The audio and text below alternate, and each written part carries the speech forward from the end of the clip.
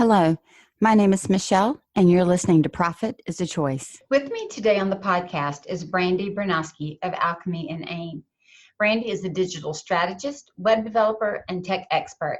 And our conversation is going to be focused on updating your digital strategy. Many of us already have a plan on how to show up online. Maybe we already have a website and Instagram and all those things. But how often do we go in and refine what they say? What's prompting us to do that? These are the questions we're going to be digging into. I hope you enjoyed the podcast. Every day, empowered entrepreneurs are taking ownership of their company financial health and enjoying the rewards of reduced stress and more creativity. With my background as a financial software developer, owner of multiple businesses in the interior design industry, educator, and speaker, I coach women in the interior design industry to increase their profits, regain ownership of their bottom line, and to have fun again in their business. Welcome to Profit is a Choice. Hey, Brandie, welcome to the podcast. Thanks so much for having me on, Michele. I'm really excited to get to speak with you today. Oh, I'm excited too. We've got lots of fun stuff to talk about, and I'm excited to get into that. But before we do, I would love to hear just a little bit, Brandie, about your journey to get to where you are today, and then what does your business look like today? It was a bit of a circuitous route. I actually started out when I went to college. I was a theater major and actually graduated with a BFA in theater from New York University. Went on to study other things like physics and philosophy and do some grad school work.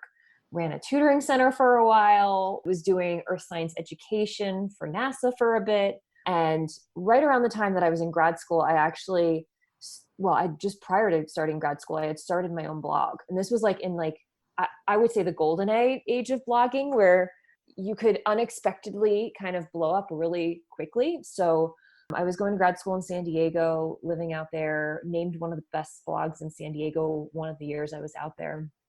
And while I was doing that, I was just kind of like fiddling around on my website and teaching myself to code. And I had a bit of a coding background from my time in physics and was just kind of applying that knowledge. And very quickly, I realized that I was getting enough work where I could potentially quit my job. So my idea was that I was going to be a freelance website developer and that I'd have these like long 2-hour lunches during the day. And what I actually discovered in the process was that you really just simply being a freelancer wasn't really fulfilling me. And I kind of stepped into this role of like entrepreneur and then started hiring people. So I went from, company of one by myself to now having a team of 12 people working with me. And we pull in collaborators for different projects. We work with a wide variety of clients, everything from people who are authors and have, produced best-selling books,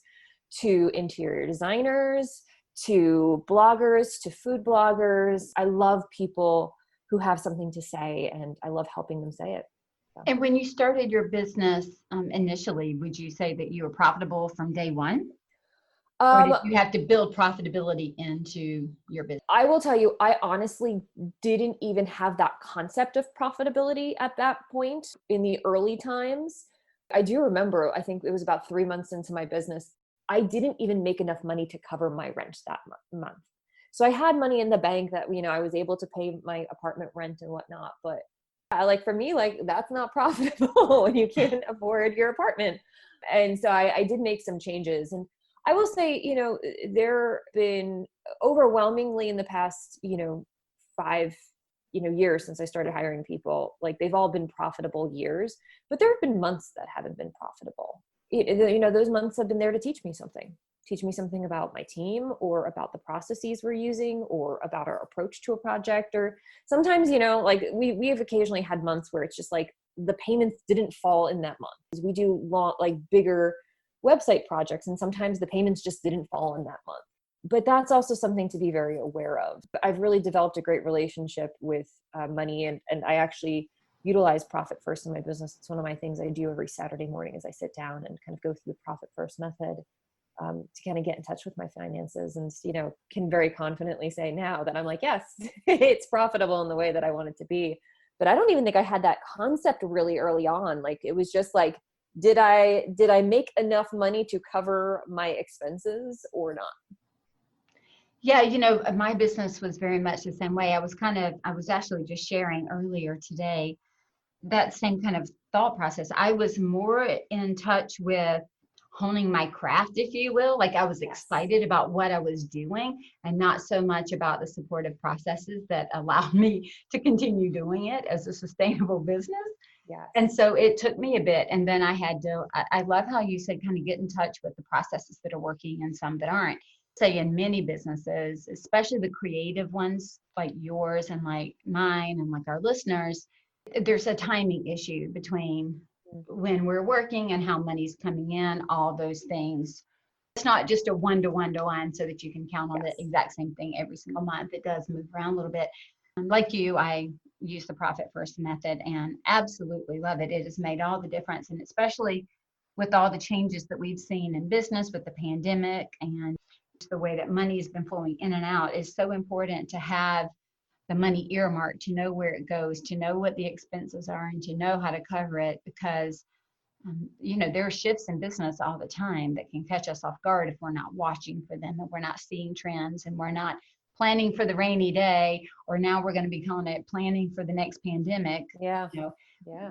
sometimes we don't plan for it because we think it's not going to happen. And then, now everything that we never thought would have happened and more has happened. Absolutely. A lot of those of us who are very creative, we almost don't want to worry about the money. We want to just trust in our creative process and in our gifts and know that the money will come.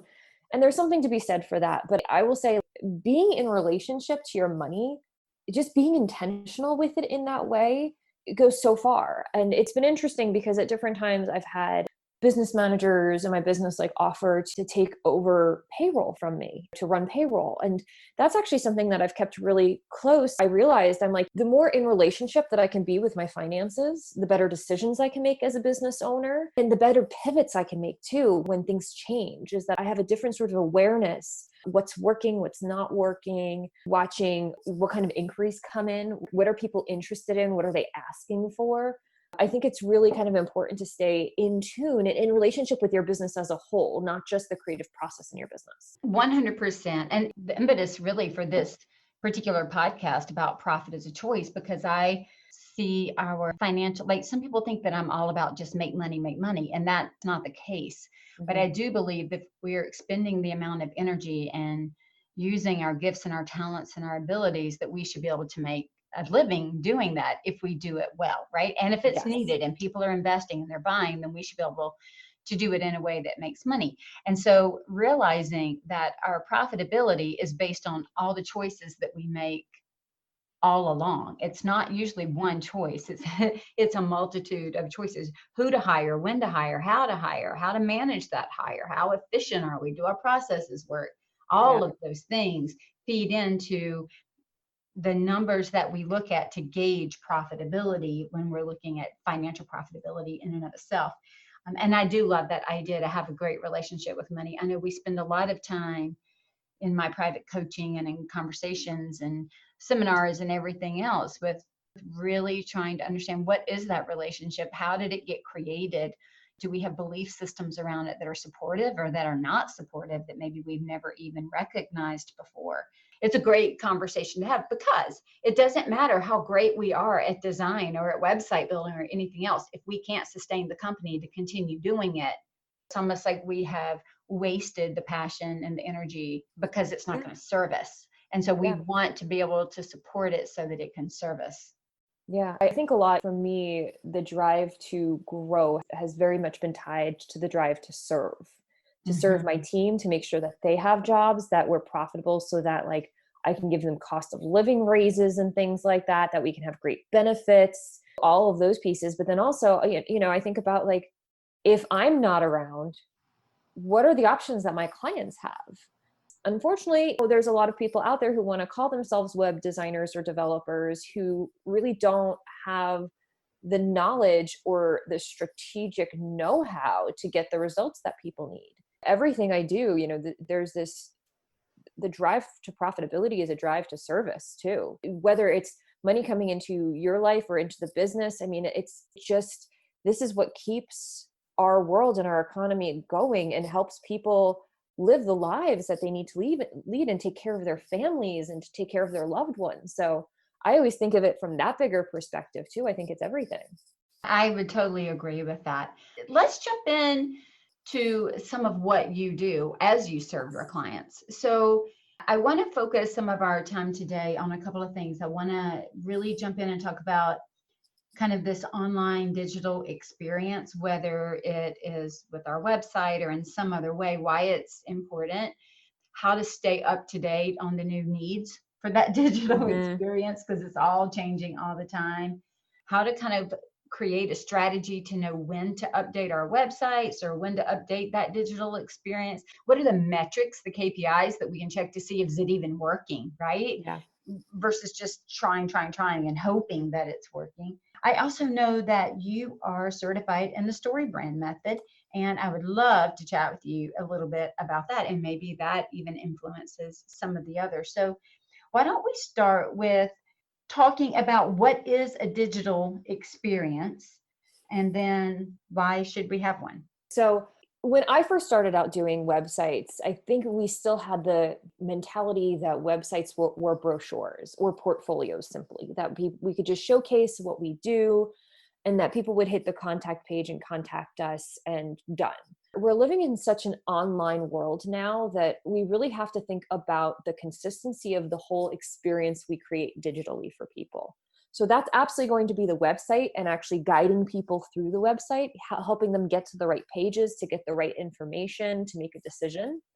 But it's also about thinking through, the extensions of that too. So, social media is an obvious extension. And if you have a gorgeous portfolio on your website, but your social media is a little rough looking and doesn't reflect the same quality, that can confuse people. Let's say you use a scheduler for people to make appointments or pay for appointments too. It's having the logo at the top, changing the colors so that even if it's not on your website and even if it can't be perfectly branded, there's still that thread of consistency that builds trust and dependability and the relationship, really. Like that's what we're doing in this online world these days, is that we're not just trying to get one-off transactions. We're trying to build relationships with people. Maybe they come in through our social media, then they find their way to our website, and then they reach out to us. And there's a conversation that happens via Zoom or another video browser. But what does that whole consistency of the digital experience really look like? So often what I'm encouraging my clients to do is not just think about the website itself, but how do we extend the brand? And when I say brand, I'm not just talking about logo. I'm talking about the language that we use and the message that we have for people, and how do we extend that so that it feels like us, even if it's a different platform, whether it's Instagram or the website or your scheduler or one-to-one conversation, it all feels like part of a bigger picture. That's a good reminder. It's almost like I remember in the days we used to have something called Picture Trail. And that was before we had these full-on websites, and even when the websites weren't able to hold portfolios because they just didn't have that power, you would have this picture trail, and it pretty much was just scrolling pictures, if you will, to show what you could do. It was a visual portfolio, nothing more. And then I remember when websites became the rage, it was almost like your place in the yellow pages, right? Yes. It took the place of having your name in the yellow pages. It was not much more than a landing page with a contact page and maybe some pictures. And now you're right, online. And I believe we're moving even more and more and more online, of course, with some of the changes that are happening right now in the pandemic and health and things. So we're moving online with education, conferences. And so the website is no longer just the ad in the yellow pages. I almost see it as the storefront. And then when you go in a store, like if we were to think about going into a physical store, if the storefront is representing itself one way, when I walk into that store, no matter where I go and who I talk to and how I engage, I want to feel the brand of the store, right? Whether it's the person who greets me or the person who makes the sale. If we think about it, the way that they have the bag that they put our purchase in, and if they wrap it with a ribbon and put pretty tissue, all of those things in a physical world what we're trying to do is replicate those in a digital world so that you don't feel like you left the website to follow the trail that you've been led on, and then almost feel like, well, where am I? And this doesn't even feel like it fits. That's exactly it. It's the whole translation of your business, particularly, I think, digital, because I'm seeing a lot of people, even people who used to not work online, shift their business Yeah. to be more online and to be able to serve people in that way. So it does require kind of a new level of thinking about, can't hand over a physical invoice anymore. So what can you do? Maybe you can't show a swatch, in person anymore. So what can you do differently? How can you get people the content in a way? And then what's the follow-up? Anything that does physically arrive, does it still feel like the brand? Well, and you know what? That brings us back to the whole conversation that I know I've had on this podcast multiple times, acknowledging what your brand is, defining it, and then being very clear on it. Because if not, we are going to send mixed messages simply because we're mixed up in who we are and what we're doing and what our brand really is. And so understanding all those brand values and brand messaging, and then making certain that it is consistent, as you mentioned, across every interaction, every client touch that we have. What I've discovered over and over again is that the brand as a whole needs to be aligned, but that also really has to align with you. You shouldn't choose values for your brand that you don't embody yourself and that you don't really kind of consider to be your values, because you're going to start to create a misalignment that will grow and grow and grow in time. There just has to be this overall alignment in your branding and in you as an extension of that brand too. That's a good point. I know when I was first really going through branding exercises over the years, I started doing that back in, I want to say 2003 is when I did my first. And that was before the Simon Sinek Find Your Why and all of that. But I will tell you right now, the resources that we have and the clarity that we have, even more so around these smaller personal brands. We didn't have all that 20 years ago when I started. You literally started a business, you stuck your name out, you put it in the yellow pages, and therefore you're a business. There was no have a website. None of this was there. And so this is kind of a newer landscape within the last 10 years that we've really, we understood brand with regard to large corporations, even if we hadn't dialed it all the way down. And so now what's so interesting is we're able to take those same principles and dial them down to even our micro businesses, that they can have a brand, and to define that, and then let the website and let all the other digital things that we have be an extension of that. Because you know what, even if we haven't clearly defined it for ourselves, our customers will define it for us, but their definition might not be what we want so much. Yeah. And that's why it's so important to do the work repeatedly. It's not something that you do once and you're like, boom, I'm done. You can revisit it. You're evolving. Your business is evolving. The world is changing. It feels like 2020 feels like a very accelerated world change. You have to kind of like step back and revisit it on a regular basis too, to make sure that, hey, does it still make sense? Am I still doing the right things? Does this offering still align in the ways that I want it to? Let's talk about that business evolution, because that was one of the areas that I really wanted us to touch on. I know that in the busyness of our day-to-day operating and owning a business, you get this checklist, or here are all the things that we need to be doing, and we do them, right? And then we pick it up and we stick it on the bookshelf and we go, okay, we did it. Yep. And sometimes when we're so busy, we think, I don't have time to go back to that. It's done. It's good enough. I've been guilty of that, and I understand that.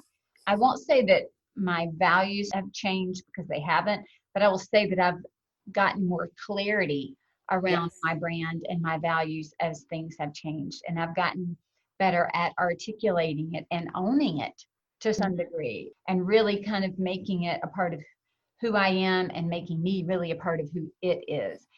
And so give us some ideas, Brandi, or some hallmarks, what is it that we should be looking for that tells us it might be time to revisit? How do we know when now is the right time to revisit versus just having it on the checklist? Go back and look at it every 6 months, but you don't really know what you're looking at and why you should be looking at it. What is it that should propel us to say now is the time to go back and look at that?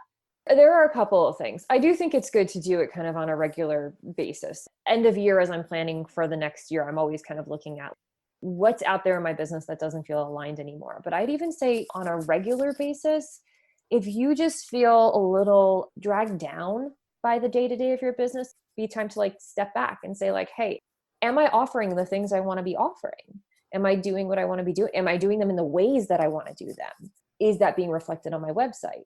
So it's kind of, I think energetically, you may feel a shift of like, something's just off. You find yourself looking forward more towards the weekend than you are to being in the business or working with clients. It's probably time to say, where am I feeling a misalignment and why is that dragging my energy down? So there's certainly that moment. The other moment I think is when we see these kind of like bigger world pivots happening or like these bigger changes happening in the world, and then we have to shift because of them. During quarantine, I've been paying a lot of attention to some of the marketing reports that have come out and how the way that customers and clients are investing, their values that are driving investing and their reasons behind it are changing, which just helps me have a better insight into my people as a whole, everyone. I think it's important you talk to past clients on a regular basis and just get a sense of like, is something going on that I need to be aware of? And it's best to stay listening and be aware of it now than find yourself on the other side of it. I don't want to say, in some degrees, like not being relevant in the right ways anymore. You probably want to be out there to serve and create with people, but you have to be listening to what they want. So I always think, times of change in the world are really great to kind of like stop and be like, hey, am I offering something that just doesn't make sense? You may be offering in-person workshops, which doesn't really work well during a pandemic. And you may need to stop, change that and think about, hey, can I do this online? Is this something that people would be interested in online? Or is there something different that I can offer? So those are like the two pieces. Like if you're not going to do it on a schedule, I still always say end of year is great, but pay attention to your energy and pay attention to what's happening around you. I love that. I know at the end of every year, I do some of that. I even go back and say, who are my ideal clients? What is my ideal service and package offering? Do they still excite me? Yes. Not just do they excite the client, but do they excite me? Am I looking forward to offering that? Do I feel energized and excited? And do I gain energy, or am I totally expending energy and then feel drained, which there's a difference, right? Yes, because I'm always expending energy, but do I feel drained or do I feel excited at the end of that? Do I look forward to selling another one, or do I hope I never sell another of that? All of those things, even with my offerings of courses and where I used to do a lot of online webinars and training, I go back and look at my whole training list and ask myself, if I never taught that again, would I be okay? Or do I still have this kind of burning desire that's saying I still want to do that? And I've started listening to myself, because as we're building our businesses, our products, our offerings, our ideal client, all those things start shifting and changing. The more we know, the more we do, we find out what we love, what we don't love so much. And I had not, at the beginning, given myself permission to take some things off of my plate and offering list while I was putting new things on. And so I ended up having this like long, wide list of 5,000 things that I did to serve people, which meant that like every 10 minutes, I felt like I was shifting to a new way to engage with a client. And it was exhausting. I know I made a big shift back in January of this year to say, I'm going to engage one way. I might meet with clients more one-on-one and more group, but I'm going to down one path.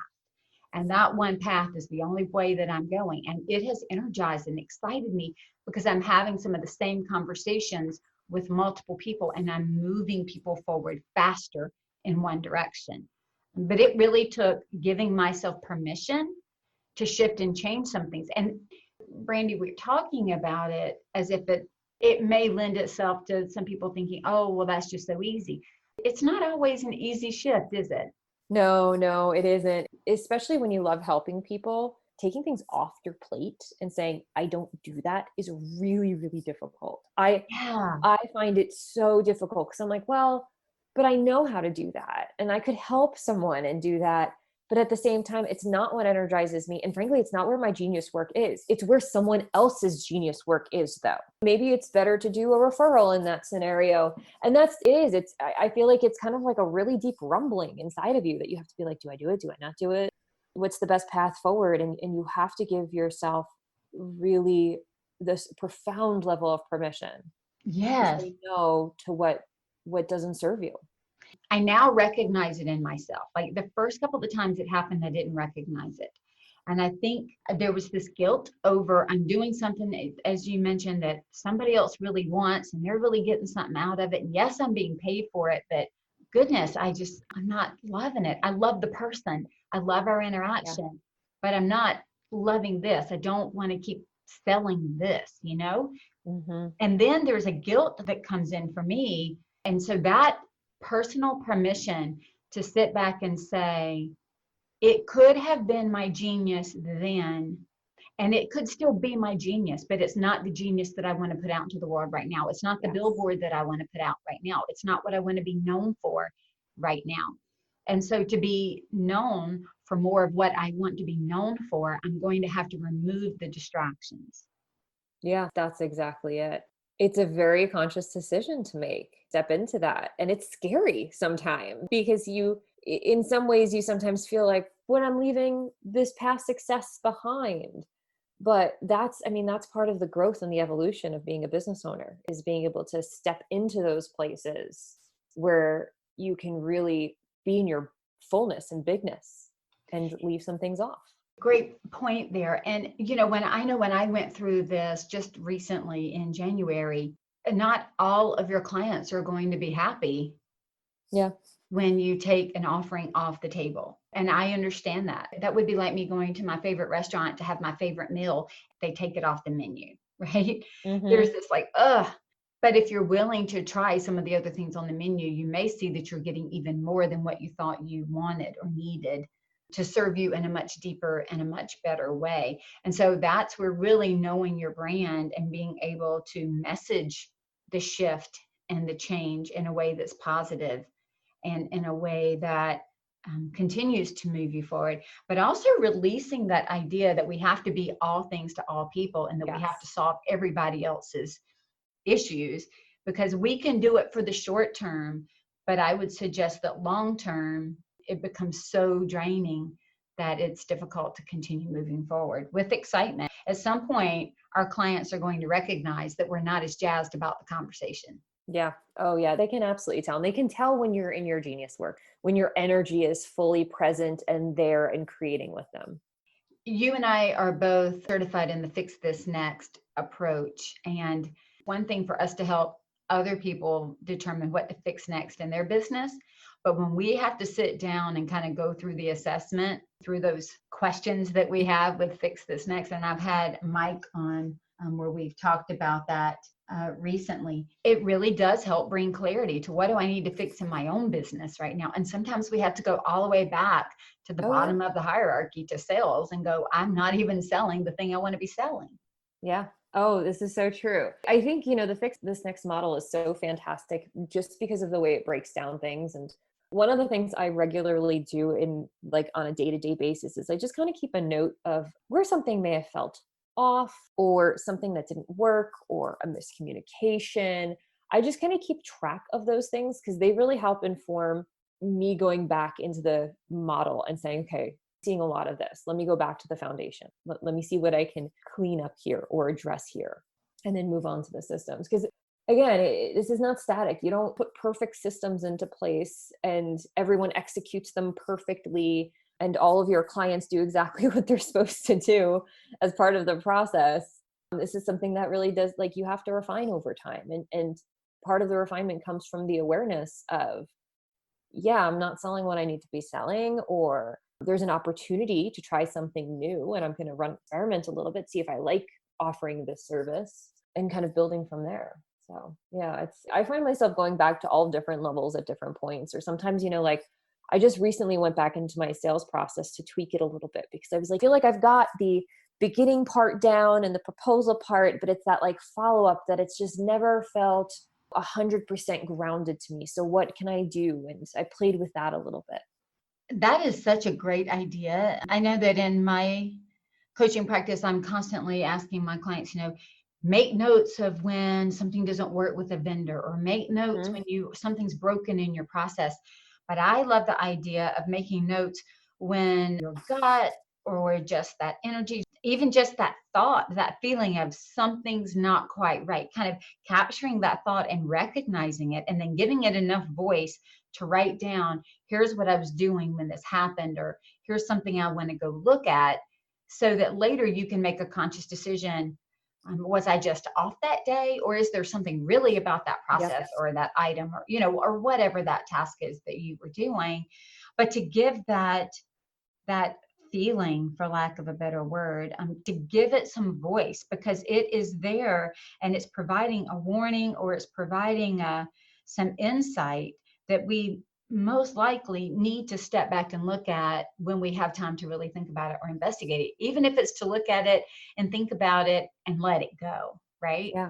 Yeah, that's exactly it. And this recently came up. I was actually in a sales process with a client, and something kept feeling off, and I was like, what's up with, really, I said, what's up with me? Like, that's where I kind of went first. I was like, hey, what's up with me? And as we went through the process, I realized that there was actually something off in the client's business, and that they needed to address that before I could work with them. It was kind of like not a good fit right now, because there were there were actually some foundational things that they needed to work with in their own business in order for us to build the level of success that they saw for themselves. Yeah. And for the designers and the window treatment specialists and everybody else who's listening, all business owners have this. Like, we sometimes can call it your gut. You might think of it as that inner voice, however we define what that feeling is that just feels off. And we may call it red flags. I got a couple of red flags. Pink flags is what we laugh about sometimes. They're kind of red, but not quite. We're not sure. We want to trust ourselves, but we don't trust ourselves. And I think it's harder, Brandi, for sure, when we can't identify exactly what it is in that moment. Yeah. So to me, when I start feeling those, if I cannot really define what it is, then I have started telling myself to slow down. Because in slowing down, it kind of gives my brain, whether I'm forcing it to do it or is doing it in the background processing, it starts to kind of work it out. Kind of like what you were saying, why I started to realize this isn't a me problem, it's something with their business foundation that's a problem. But when we go too fast and we push through those thoughts and those feelings as if they don't matter, or we're trying to almost talk ourselves out of them for some reason, right? Yep. We break our own processes, we step over, we, in air quotes, ignore the red flags. And then usually we find ourselves in some type of a situation that's less than positive. And so I just know for me, I've started to realize, even if I can't define it in the moment, slow down enough, whatever process you're in, slow down enough to give yourself a chance. Ask a few extra questions, dig a little bit deeper. Don't try to get to the finish line so quickly.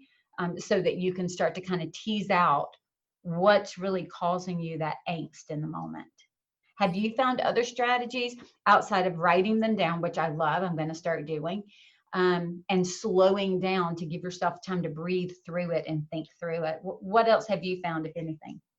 I mean, I love slow down. I think that's been a big one for me and my team as a whole. Just in all of our processes, we've been just like, just, move just a little more slowly. I do the other kind of part of my routine that's always great is I do this kind of like Sunday reflection. So it's every Sunday I have this document that I created, which is based on something that a previous business coach gave me. And one of the questions on this document is, what challenge am I experiencing? And like, what is it calling me into? Like, every challenge we have is calling you into something, is teaching you something. And I find that reflection and that perspective shift too.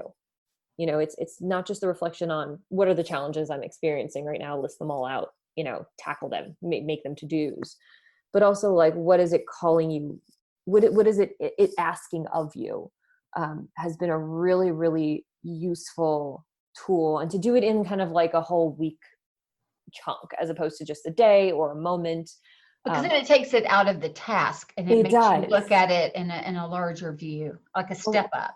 Yeah. And you'll also know like what was maybe just like a little thing that you're like, you know what, like that just kind of bugged me, but I can let that one go, versus like, oh no, this is something that really does need to shift in a more significant way. And I'm seeing it from a different perspective now. So that's a great question. But and again, back in January when I finally recognized what I needed to do and how I needed to shift, it had been months coming. If I were to, in hindsight, there had been months where I kept thinking, I don't want to keep doing this the same way I'm doing it. Yes, it is successful, but I'm not energized. I'm looking to the weekend. I am looking for something else. I felt this drive in me to do more than what I was kind of allowing myself to do in my business. And I kind of felt like I was being held back, if you will, almost like I was being restrained. And when I sat down and thought about, I love the question, what challenge am I experiencing? And I recognized what the challenge was. And I knew what it was asking of me. To be honest, I was scared to do it. Yeah. Right. But that fear and then pushing through the fear is what gets you to the next place, so that you have the next challenge and the next fear and you keep moving. But when I made the decision in my head and then moved the decision to my heart and then created the messaging around the decision, everything became clear. Everything fell into place. Was it easy? No. Was it necessary? Yes. And I'm so much happier. Like this year, I feel like my joy has been restored. I feel like my passion's been restored. And all of that to say, to pull us back to kind of where we started, Brandi, is I've had to go in and make changes on my website. I've made changes in some of my marketing materials. I've made changes in the blogs. I've made changes in my podcast. I've made changes in everything.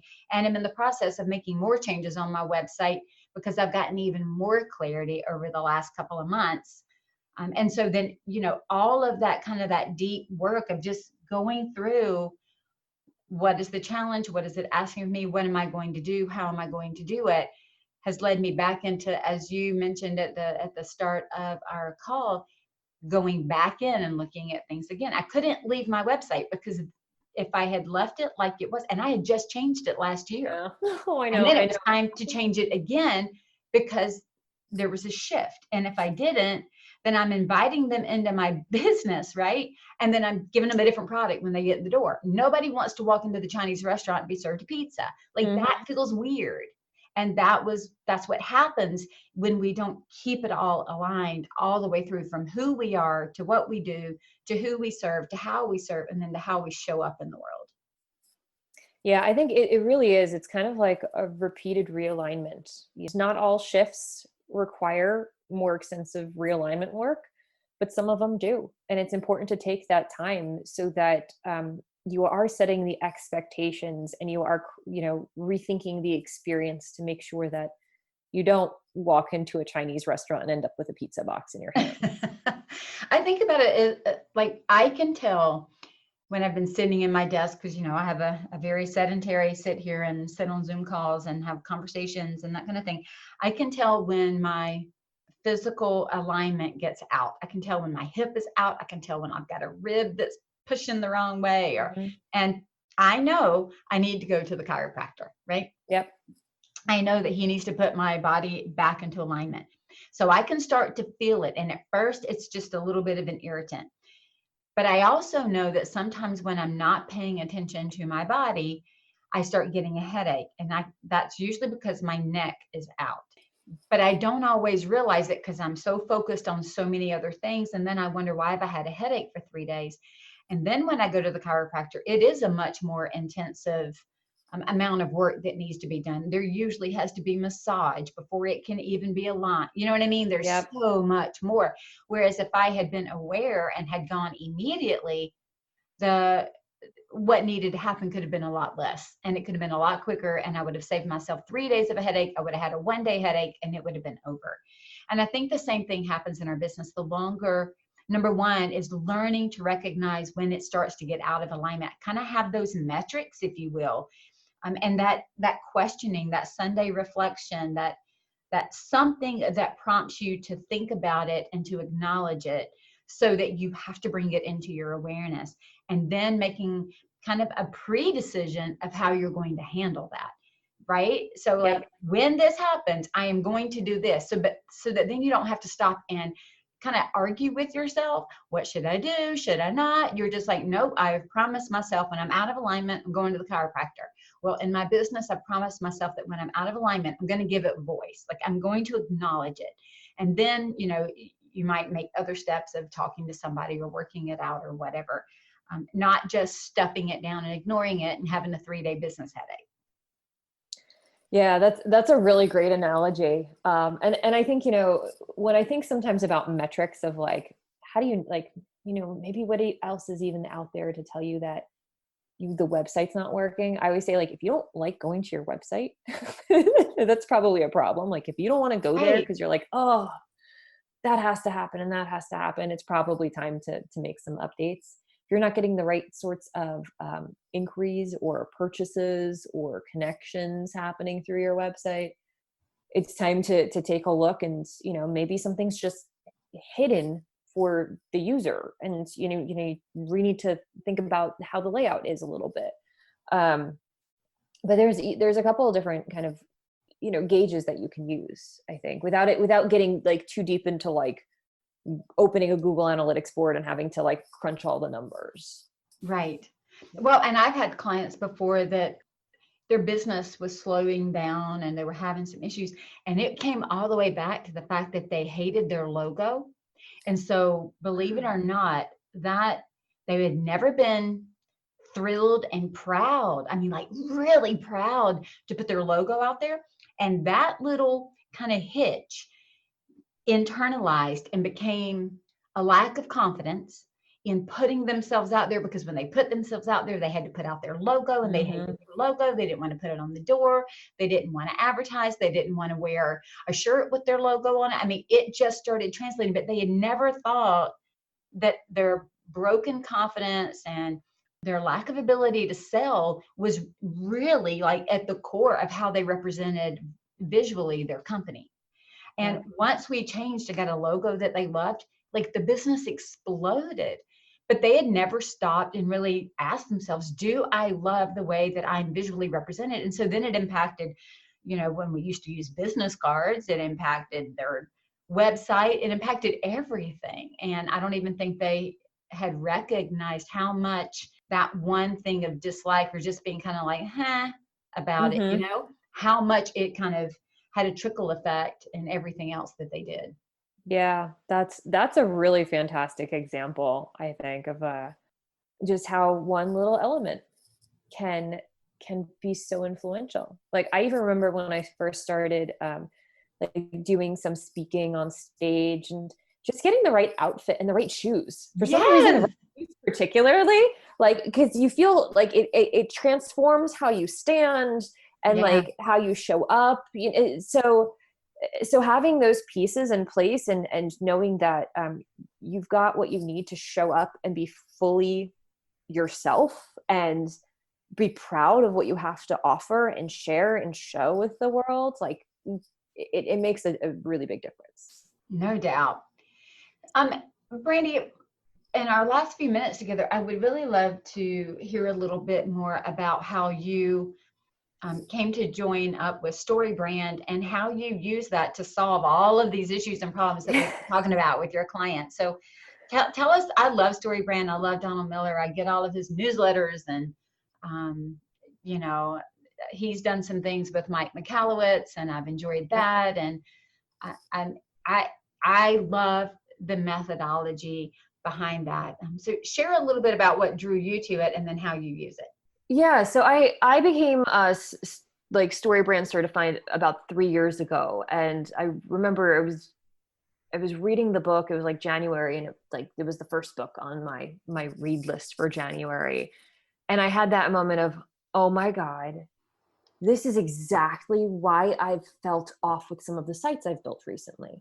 So my team and I, we primarily build sites. We design some too. We have some design partners. But there was this kind of like thread that I kind of started feeling like something's off here in the website world, and I couldn't put my finger on it exactly. And the story brand framework really is all about shifting you from role of hero to the role of guide. So it takes your clients and customers and makes them the hero. So it's not like, hi, my name is Brandi and I develop websites and I'm going to save you from all of the bad stuff out there. We're, as a whole, we're not looking for saviors, really. Like, we're looking to become the hero.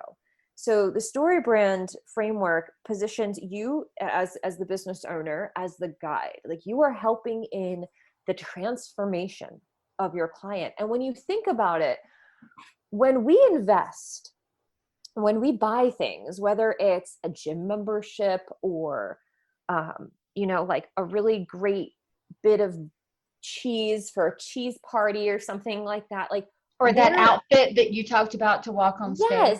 Yes. What we're doing is we're really investing in some sort of like future vision of success for ourselves. Like, we've created the best cheese party ever and everyone loves it. Or, like we've toned up and, are stronger than we were before, or we're more confident because we're in a really comfortable outfit on stage. We're always like, we buy things because we have this idea for ourselves of like, oh, if I have this mug, then I can hold it in this particular way when I'm on calls and people will see me and like, they'll be like, oh, that's a great mug. And we'll have this conversation. And, like, we create these great little storylines of connection, of success, of, for ourselves. And that's really what the story brand framework helps you do, is as a business owner, you getting into what's happening for your clients and customers. Like, what do they want? Like, I can say, yes, people want a website. You want more than a website, really. Like, you want clarity, you want confidence, so it's really diving deep into like their psyche, what they want, what their internal struggles are, what their external struggles may be as well, how you are going to, guide them, why you are a great guide for them, and helping anchor them to a future vision of success for themselves. And I will say, every client I do this work with starts to see a transformation in their business, because now when people land on their site, it's not like, hi, my name is so-and-so and this is what I do. And, the person who's visiting needs to be like, okay, well, what's in this for me? You're automatically connecting with them and telling them what's in it for you. Like, you're going to have more time with your family. You're going to make more money. You're going to be happier. When you get up every day with what you have to do, like, that keeps people engaged because they want that for themselves as well. So I think it's really, it shifts us out of, I think, the old framework of websites as, calling cards that are all about you and, kind of like tout your degrees or specialties or certifications, and more into what's in it for the person who's coming to you. And that's really what it's about. It's helping them see what's in it for themselves, because that's what's going to help them make the decision to work with you. So I love the framework. I encourage people to buy the book and work through it, or take the workshop. The workshops are fantastic, and they've been doing a lot online now since they can't do them in person. And it gets you into your business and into the minds of the people that you're working with in a different way. It is so good. So good. I loved, he uses the analogy of, or one of, like Star Wars and Yoda being the guide, not trying to take over and be the hero. Luke was the hero. He was helping Luke learn to be the hero, right? He was guiding him. He was supporting him. And no matter who we are, especially in the service industry, I remember thinking a long time ago, as a business coach, I won't be on the front cover of a magazine unless it's a coaching magazine, but I'm not going to be on the front cover of an interior design magazine, right? I am the one who's behind these designers who are on the front cover of the magazine. Like, my job is to help them get that position, not for me to take that position.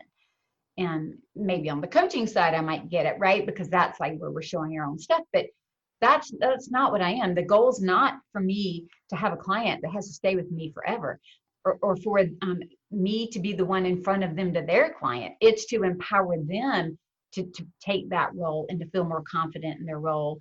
Like, I'm the really cute dress that makes them feel great. Yeah. Right.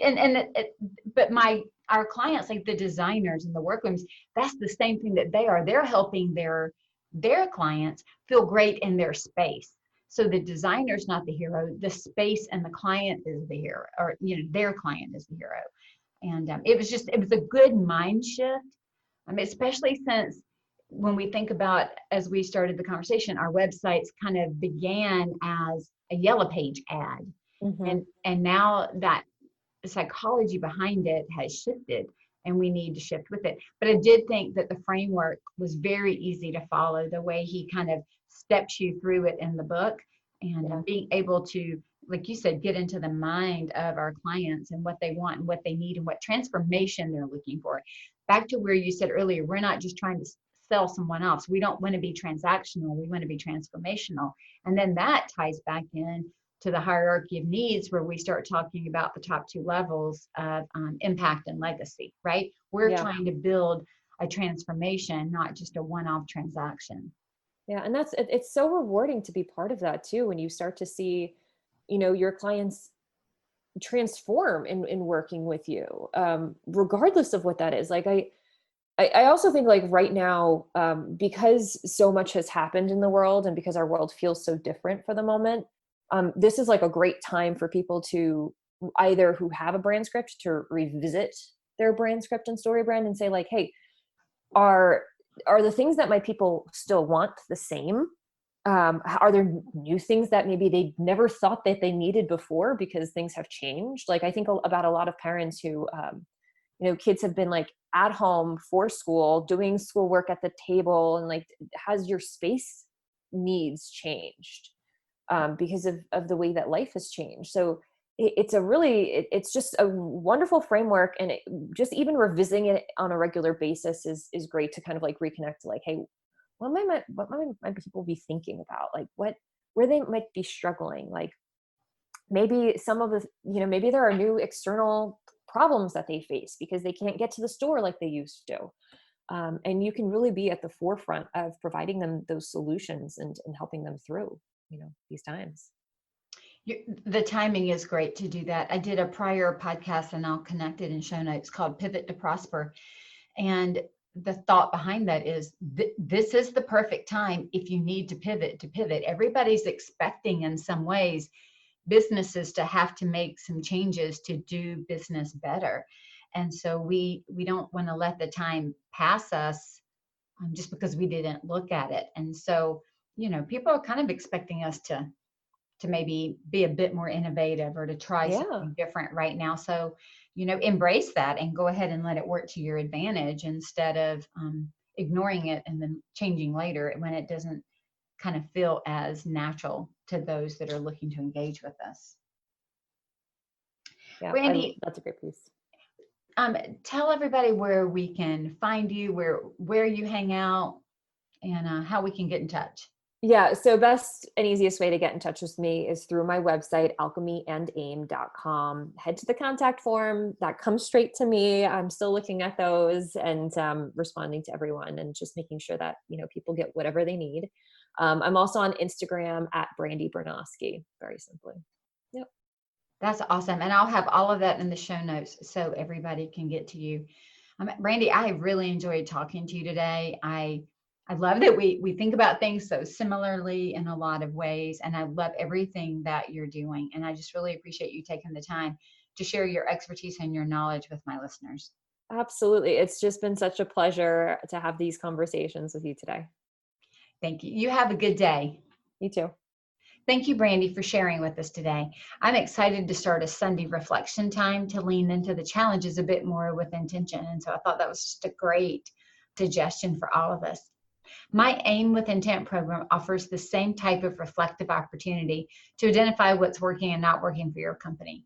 And it's my goal to assist you in scaling your business by looking at your teams, your processes, your money management, and helping set a clear strategy for your business. You can find out more or take my free masterclass by going to scarletthreadconsulting.com/landing-page Aim-Masterclass. Be intentional with every decision because profit doesn't happen by accident.